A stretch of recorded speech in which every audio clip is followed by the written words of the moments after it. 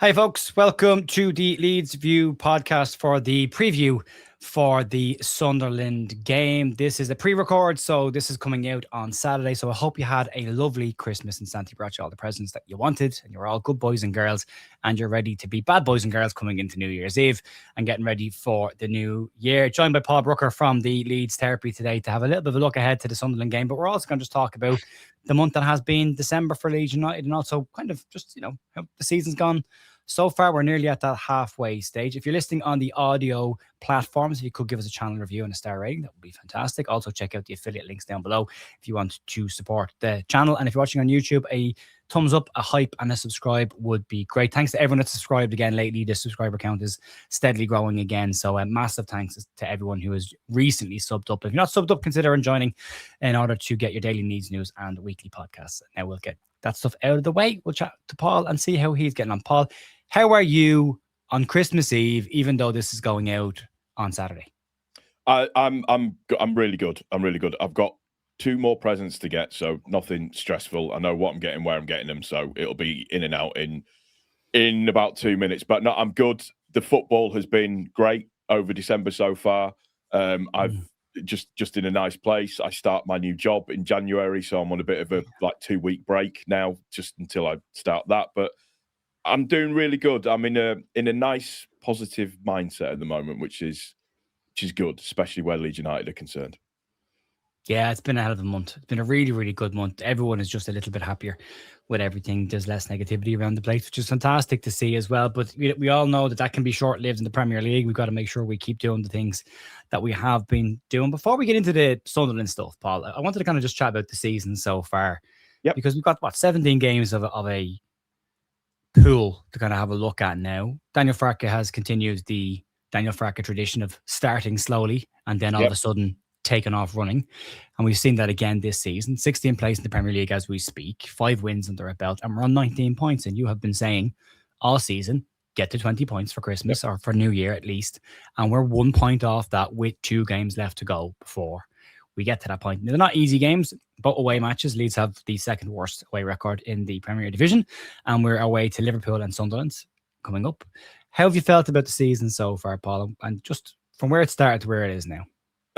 It started okay. The first 2 games were absolutely fine. We had sort of intensity, we had pace, we had a little bit of power going at the same time as well. So I was happy with that. And then something sort of slightly shifted where it was like we almost wanted to play football out of the back constantly. And then because of that, we started to suffer with that a little bit as well, because we're not, as a team, we're not built to play football out from the back and to move it left and right, left and right, left and right. That's not what we're about. That's not the players that we've got, that we acquired over the summer. That's not what their strengths are. Our strengths as a team is quick transitions, front to back, very fast, dominant in the air, strong on the ball, strong in the tackle, break up play, press high. That's what our strengths are as a team. And we weren't doing that. And it had really, really started to tail off. And we had that really, really nasty period where we lost 4 games in a row and it wasn't looking very, very good. And everybody was annoyed. We'd been saying for the longest time, and look, it's not Jer or I saying that we're absolute oracles when it comes to football, but when you look at a system or you look at players and look what they're built for and look at what they can do, it was clear to anybody with an ounce of knowledge that we needed to be playing a 3-5-2 formation, because it just opens up so many doors to us, and that natural fluidity to move into different formations from a 3-5-2 without affecting the team too much. It allows us to move it to, for argument's sake, a 4-3-3 or a 3-4-3, or even a 3-6-1 if you wanted to really pack out the midfield and make us really, really difficult to break down. And that little switch happened against Man City, and a lot of people will say, people that don't like Farke, and look, we've been critical of him, which has been an absolutely fair thing to be. You're allowed to praise and criticise in equal measure. We've been absolutely critical of him in terms of the way that he's approached games, and we'd gotten to the point where we all said that there's 3 things that you need to look at doing, which is you either change the players, you change the system, or you change the manager. And one of those three things was going to have to happen sooner rather than later. And the system was changed to 3-5-2 at halftime against Manchester City. And from that, we just look like a team reborn in terms of there's an aura, there's a confidence that's running through the team a little bit more, and it makes us feel a lot better with what we're seeing, because the players that we've got are now finally sort of living up a little bit to their potential. They're doing the things that we know that they can do, which is what we want them to do. Calvert-Lewin scoring 6 in 5, for argument's sake. His goal map is hilarious, by the way. It's from the penalty spot in a straight line, which is just fantastic. But get the balls into him, and he will absolutely score goals. The thing that we've always said is that we can be competitive. And we have been competitive in games, but it's been able to see that competitiveness run for a full 90 minutes. That game against Crystal Palace has just been, and I said it to you before we went live, the antithesis of what we wanted to see from a Leeds United team, which was strong, power in the tackle, in the faces, pushing up, pressing and pushing up high. It's exactly what we want to do. That's how we need to play. And when we play like that, we are a match for absolutely everybody. And the proof of the pudding of that is that we narrowly lose to Man City. We beat Chelsea. We draw against Liverpool when technically we shouldn't have done. We get the win against Crystal Palace. We get the draw against Brentford as well. The fight back, picking up a point away from home, which we haven't done for ages. It's there and it needs to be maintained. And we're all in a much better position because of that now. And it feels a lot better. And listen, don't be fooled into thinking that it's just something that we stumbled upon. It wasn't. Farke has been training these guys with those positions at the same time as well, so he deserves credit for it. Yes, he's been stubborn, but he deserves credit for making the change. I'm in a much better place, and it makes January look a lot better for us as well, because other teams can see what we're doing, or other potential players can see what we're doing and see what we're about, and fingers crossed that will help in those situations. Ryan Kent, here we go. Free agent now as well. He's left Seattle, so he's good to come in any second now. Yeah. It's interesting, though, the 5 wins that Leeds have got this season. I think we all kind of probably thought, need to get 9 or 10 wins. You're probably looking at wins against the likes of Wolves, Burnley, Forest, but, maybe a Bournemouth at home. And Leeds have gone and beaten Everton. Wolves is the one that we all expected, but Everton, Wolves, Chelsea, Palace, and West Ham. So not exactly the ones you were expecting to get results of. And then you look at the second half of the season, and we have Burnley, Wolves, Fulham, Brentford, all at home. So, there is, and given how we're playing at home, if that continues, that's the caveat to that. If that continues, then Leeds are in a very positive position. We've got 5 wins and 4 draws so far. We need probably 9-10 wins, 9-10 draws. Another five or 6 wins, some more draws, picking up points away from home. We're a much more unpredictable outfit to play against now, which is, and you and I have spoken about this at length. Oh, constantly. It's one of the key things where being able to be adaptable and slightly unpredictable, so teams don't know how to set up against us because they don't know what we're going to do or how we're going to run about doing it. And it just gives us a much stronger fighting chance when it comes into games. At no point against Crystal Palace, best away record in the league, did we look like we were in any form of serious trouble or pressure. And by that, I mean sustained pressure. When you look at the momentum graph from the Crystal Palace game, I know I'm going to mention the penetration. Our line was a lot bigger than Crystal Palace's line on those occasions. So it just shows that we were progressing the ball. That's probably the word I should use. We were progressing the ball a lot better than what Crystal Palace were. Always is the word you should use. Yeah, absolutely. Yeah, but you always get one a weekend. It's been interesting. I suppose now, like we judged the signings that we made during the summer once the window closed, and we were pretty positive about the players that came in. Then we had the run of results that we had, and people weren't so positive about most of them, and we hadn't seen a whole lot of BL. We'd barely seen a Borneo. Looking back at it now that they're in a system that they were ideally brought in to play, and look at the impact that some of them have had. We've got goals and assists from BL. We've got goals and assists from Stack. We've got goals and assists from Okafor. Yep. And we've seen a Borneo. We've seen James Justin come in and be very, very solid at times as well. Borneo How would you rate? He looks really good when he does come in. Yeah, he looks pretty solid. I mean, the Sheffield Wednesday game is the outlier because that was the reserve team, and it just you put so many players together who aren't playing regularly together, you get that kind of a performance. So I wouldn't judge it too much. No. But how do you rate that window now with a little bit of hindsight and looking at what they've done since? And also, we are bookmarking this at the 17th game of the season, so there's still more games to come. But at this point, how do you rate the window now looking back at it? Anyone stood out and surprised you? Calvert-Lewin surprised me incredibly well because he's shown a little bit of longevity. He's scoring goals. We all knew what we were getting with him and his experience and everything. Even not the goals, even when he wasn't scoring goals, he was heading the ball, knocking the ball down, moving, switching, making it difficult for people. So on that basis, he's been quite a pleasant surprise. Biol, not, because anybody who watches Italian football will be able to tell you how good of a player Biol actually is. And playing him, I know I do as well. He's immense. Playing him in a two-man central defence partnership isn't for him. Playing him in a three works perfectly. You only have to look at the people that he's pocketed: Haaland, Thiago, Mateta in the last 3 games alone, and how good he's actually been. I would probably say I'm slightly disappointed in Okafor so far. I think he's taken a little bit longer to just get to it a little bit. When he does get the ball and he does move with it, you can see that he's a level there. There's a level there that he's just a little bit better than everybody. But I would probably say the biggest out of everybody is Goodmanson. For me, just in terms of how he's literally looked like he's never not been a Leeds United player. He looks like he's even playing in the back 4, he's been brilliant. Playing in the back 3 and going into a wing back position has just been, it's almost, again, been brilliant for him. He's quick, he's pacey, he's strong.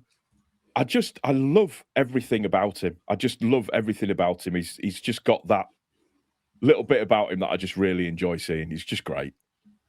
I keep forgetting that he's a new signing. To that point that you just made, like when I think about the new signings, he doesn't pop into my head. But yeah, he's been one of our most consistent performers all season. I think he's been great. He got a bit of criticism at times because we were conceding that regular goal from the left-hand side. But when you look back, people said he couldn't defend. He was another version of Firpo at times. But when you look at his defensive statistics for the course of the season, he wins more defensive duels than most Leeds United defenders. He wins most of his 50-50s. He's very hard to dribble past. He wins most of the dribbles that he takes on. So when you actually look at the data, it's not always, just because it comes down the left-hand side, it's not always that side of the pitch that's the issue. I've been pointing to midfield, not tracking runners all season. And that seems to have changed. I mean, Ethan Ampadu for me has been not a new signing, but there was that point around the Aston Villa game where we were saying, I mean, does Ethan Ampadu need to come out of the team for a bit? Because there's a consistency there with losing players.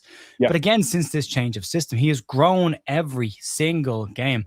And in the last 3, he 4, let's throw the Chelsea game in because it's his old club.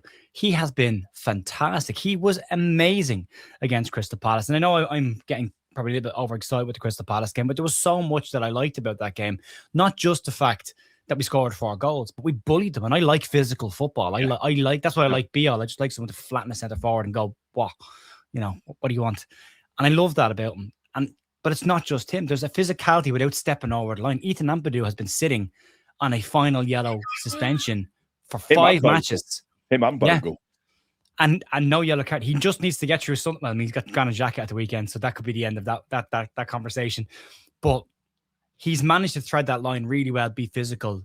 And he's got a Premier League goal. I mean, he didn't get a championship goal. He got 2 goals in the FA Cup, but he gets a Premier League goal. He's a Premier League captain. He looks like a Premier League player. Daniel Farke in his press conference this week described him as one of the best central defensive midfielders in the Premier League. And on current form, it's hard to disagree with that. So to see the amount of championship players in the side that have stepped up this year, which is, they all backed themselves to be Premier League players. They're all in that league trying to impress to get that move to the Premier League.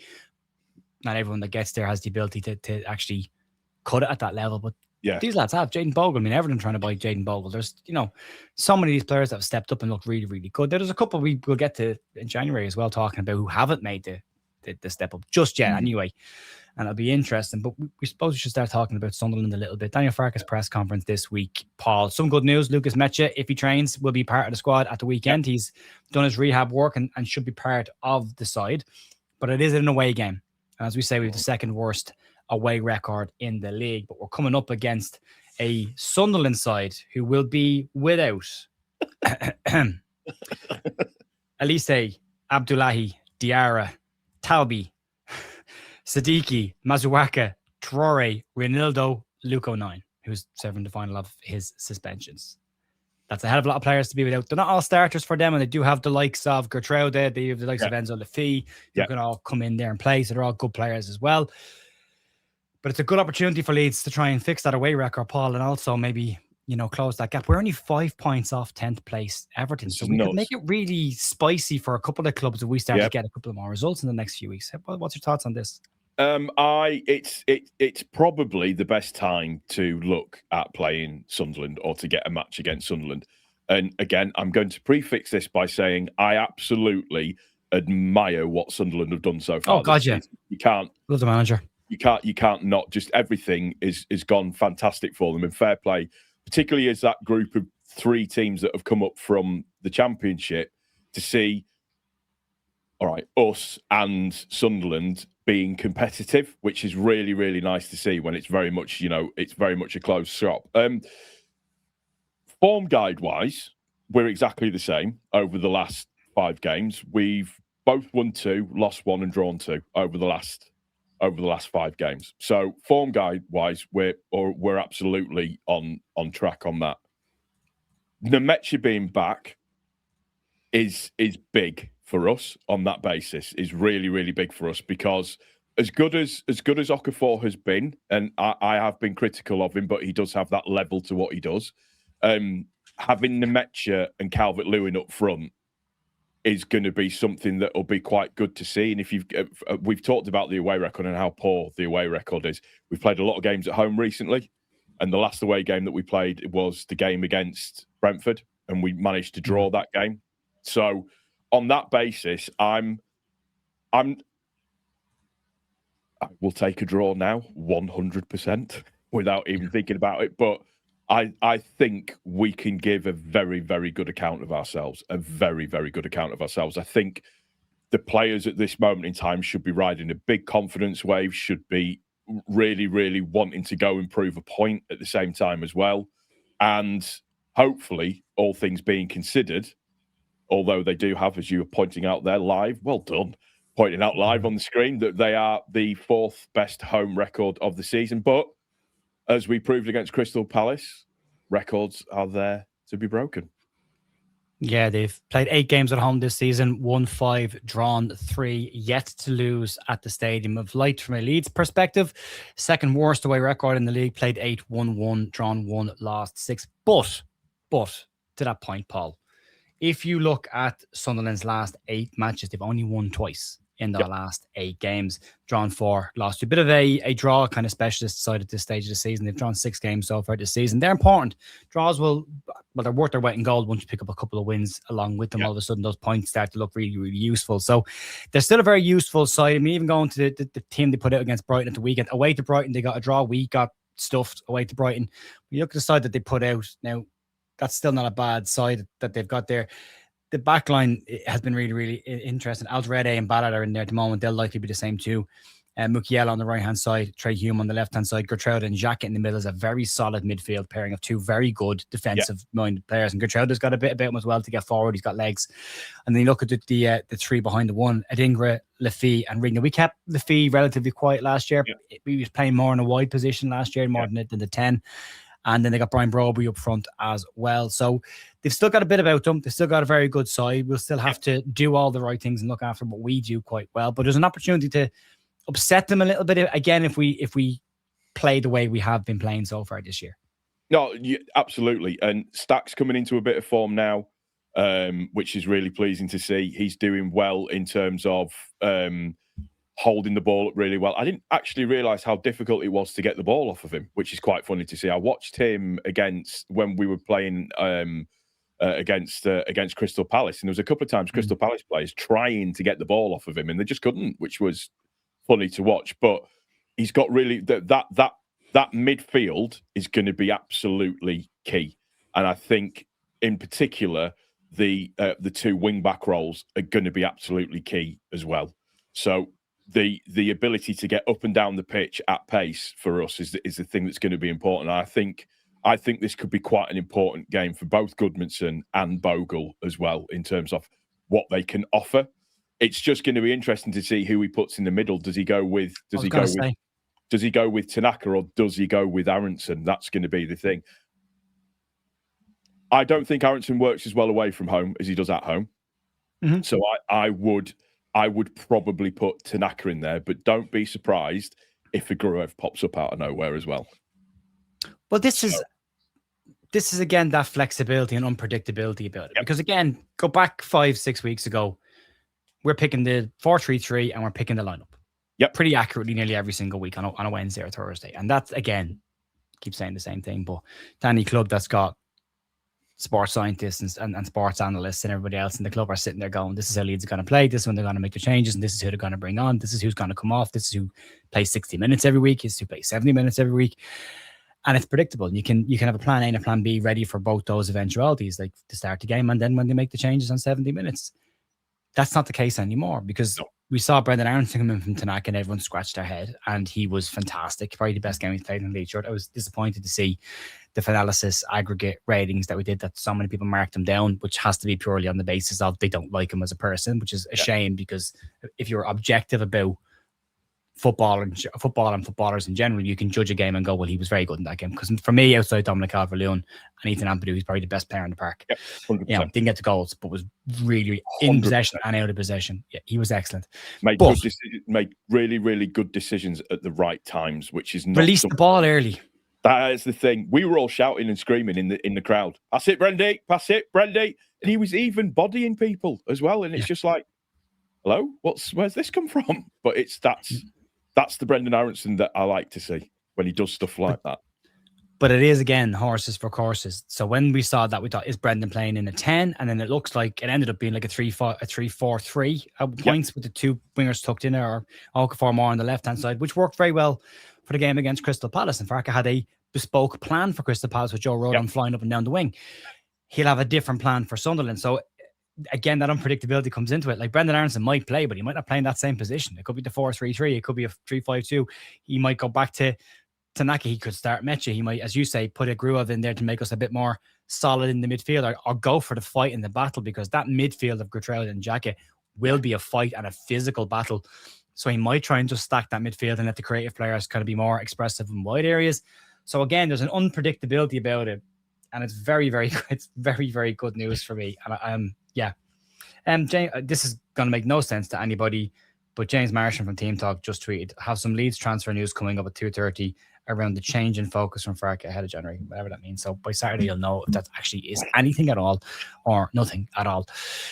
So that's the other point. The press conference. Let's talk about the squad for a second. A really interesting answer from Daniel Farke when he was asked about the future of Ilan Meslier at the club. And he said that no player is for sale of the current group unless they come to him and ask to leave. And as of right now, nobody has done that. The question that should have followed that for me is, okay, then are you offering him a new contract? Because he's out of contract. Yeah. And that was never asked. It wasn't. Do you think he's just protecting protecting what information gets out there coming into January? Or do you genuinely think he has no plans on selling him in January? I think there is a concern at the club that they've been a bit leaky with information. I think some senior people within the club have gotten a bit annoyed at the fact that certain tidbits of information have gotten out. So consequently, it's kind of trying to close the shop doors a little bit. But when you read between the lines a little bit on that, he specifically says, unless they come and ask me to leave. So what that means to me is that's basically trying to take the power away from Meslier a little bit without outwardly saying it. So if somebody comes in for Meslier and says, oh, can we do a pre-contract agreement for such and such, that means that Meslier has to go to Farke and say, look, this is what's been said to me. Farke can then turn around and go, no, if they want you, they need to pay money for you now. So there's a bit of a power down, and I know he can sit on his backside and leave it until the end and just go. But it's there may be a little bit of just trying to wrestle that power dynamic back a little bit, because Meslier holds all the cards at this moment in time. He can do what he wants, basically. So, yeah, got no issues with that. Yeah, I kind of get the impression it's a case of, well, I'm not letting anybody know that my players are surplus to requirements because I don't want to hang my players out to dry publicly, which I respect managers doing that. It's, it is the obvious elephant in the room, though, of, well, there's AC Milan, Inter Milan, Lorient, Anderlecht, Club Brugge, Celtic, all have expressed an interest in bringing him in on a free transfer at the end of the season. So he's got options. And it was interesting during the week, Ornstein at the Athletic, was talking about the Harry Wilson situation. He said that he expects Harry Wilson not to sign a new contract at Fulham to maximize his wages opportunities come the end of the season and maximize it by negotiating a better deal with lots of clubs and putting them against each other. So Meslier could do exactly the same thing. And maybe there's a resignment behind the scenes of Farke being told by Mellier's representatives he's not signing a new deal and he's not going in January. He's already made up his mind. He's going to sit out the contract. So at that point, there's no point in saying, well, he's for sale. The only question comes then is, if somebody does come in January and puts money on the table and Leeds accept it, then there's a little bit of pressure put on Meslier to, well, you've got to at least go and negotiate this because we've accepted the term. He can reject it and stay. Of course he can. But it does change the dynamic a little bit, if nothing else. Well, that's what I think. And it was interesting, the piece on Harry Wilson as well, because he said that 1 minute he was going, the next minute he was staying. He's actually said this. 1 minute he was going, the next minute he was staying. 1 minute he was going, the next minute he was staying. So he wasn't even sure what was going on. So regardless of which leads me to think, and I'm not this person that likes to blow smoke up of the backside of our hierarchy at our club, because yes, they have made some mistakes. We've all talked about that. But it leans me towards thinking that the deal sheet situation, there's probably a little bit more truth in that situation than what Fulham were willing to admit, I think. Yeah, they said 4 o'clock they told Leeds, no deal, it's off, don't even stop trying. Leeds at 8 o'clock we're putting deal sheets in, or still trying to get a deal done. But that time's changed, though, because just before that, just after the window closed, they said that they told Leeds at midday that there wasn't going to be a deal to be had there at all. So, which is what just leads me to believe that there's just a little bit more truth maybe on our side. I mean, fair play to Wilson, though. He's had a phenomenal season so far, so he's definitely putting himself in the shop window. There was an interesting line in Wilson's interview, because he did say it was going to happen, then it wasn't going to happen, then it was back on, then it was off. It wasn't a certain few days, so it wasn't just deadline day to make a move or 24 hours. But at the end of it, he does say, I'm fully focused on playing. I play football because I love the game. And wherever I am, it's got to be somewhere I'm going to play. So even at that point, with a new contract on the table from Fulham for him to sign, and Marco Silva very confident he's going to stay at the club, he's still putting lines out there saying, wherever I am playing. So again, he might want to sit out his contract and maximize his opportunities at the end of the season. Leeds could come in January and go, there's money. Now, I said during the summer, I don't think Harry Wilson moves the needle for Leeds. I don't think he's the player Leeds are looking for. But looking at the season he's got this year, 5 goals and 3 assists, 7 G&A in 17 games he's only played 13 games. So that's a goal or an assist every second game. It's a hell of a return for a player coming into his peak year. So you never know. But I still sit on the fence on someone's going to have to go before somebody comes in. I absolutely think that. I wouldn't be surprised in the summer if we're talking about potentials that are going to go. I think one of potentially Gruev or Nonto might go in the January transfer window. I think it's probably more likely to be Nonto than it is Gruev, because I think Gruev is needed for the defensive backup. But that's where my head is kind of looking at it. Yeah, there's a lot of interest in Italy and Nonto, as always is. It's going to be interesting. Paul, predictions for the game on Sunday. Where's your head at for the game? It's really... Sorry, just side note. When I like editing for audio, when I change it to go put it on to all the podcasts and everything, and I like put the video bit up and then detach the audio, and I could see all the gaps where I've stopped talking. I'm like, oh Jesus! So it slides through it. Then I did a really stupid thing. I was listening back to on Apple my own podcast. Yes, I do that just for continuity purposes. I didn't realize, but I'd put it at 2.5 speed. on the Apple Podcast, I thought I'd uploaded it at 2.5 speed. So it just I was just. I was like, oh God, that's not good. Right, sound like me. I know. So game wise, I think score draw. I think they've got a lot of players out. I think both defensive or midfields are very, very strong. I can see a score draw would be what I can see happening. Yeah, I would take a draw because on the road, and we've only got. We drew our last game on the road. It'd be nice to keep that moving and again, just keep the unbeaten run going. I don't know. I can't overly confident. I thought we'd lose to Crystal Palace and we battered them. I don't know. I think the momentum's quite high right now. They're inconsistent enough at the moment. Their wins have been broken up by draws and losses. They haven't lost at home this season. If that was Leeds, I'd be saying, well, they're going to lose this one. You know, once you start talking those records out loud, I'm going to go with a 2-1 Leeds win. I think they'll nick it, but I'll take it. But I would happily take a draw. Oh, yeah, absolutely. Moving forward. Rinse your hands off for a draw right now. Yeah, you Sunderland, Liverpool away, and then Manchester United at home. Funnily enough, I think the Manchester United game is the one where Leeds could actually get a win because they're missing Fernandes and Mbeumo for that game as well, and they're having a really weird season as well. They're not that far ahead of us anymore. Probably Mainoo's out as well. Not that he gets played, but he's out as well, apparently. Well, could be leaving anyway. Yeah, might be heading towards us. You never know. Coming January on loan. We'll have to wait and see. Paul, thank you very much for joining me today. Thanks to everyone who has supported the channel for this year. This will probably be the last podcast I could say before New Year's. I actually don't know because it's got to be that weird space between Christmas and New Year's where no one knows what day it is. So we'll see how it goes. I'm already there. I am already there. I keep thinking it's Sunday. So imagine. Well, I'm going to my in-laws now. But for the last 4 months, I've been telling everybody I'm 46. I'm 45. So I don't. Yeah. Why I'm telling everybody I'm older than what I am. Ridiculous. My birthday is next month, and I forgot that I'm 44 completely. I tell Jess I was 43, and she's like, "You know, you're 44, don't you?" I was like, I forgot. Yeah. I don't know. I don't want to. I hate this time of the year. Anyway, it's not a birthday I want to look forward to. Anyway, folks. Massive thanks as always for supporting myself, Paul, everyone on the channel, Jerry, James, who's our designer, Andrew Stats Dalton, Alex from American Elite, who does the Sunday sessions with us as well, Michael Maynard, who does our January and summer transfer window final days with us, and there's someone else I'm forgetting there, Jerry McNamee, Joe Blackburn, probably Joe Blackburn from Big Up on match previews as well, and the reactions to the press conferences. So massive thanks to everybody, for everyone who's popped onto the podcast during the year, for everyone who's watched, listened, downloaded, and subscribed. Really, really appreciate it, and we look forward to another strong year, hopefully, for the Leeds View moving forward. Paul, have a great rest of your Christmas and a happy New Year, folks. We will talk to you soon. See you later. Bye-bye.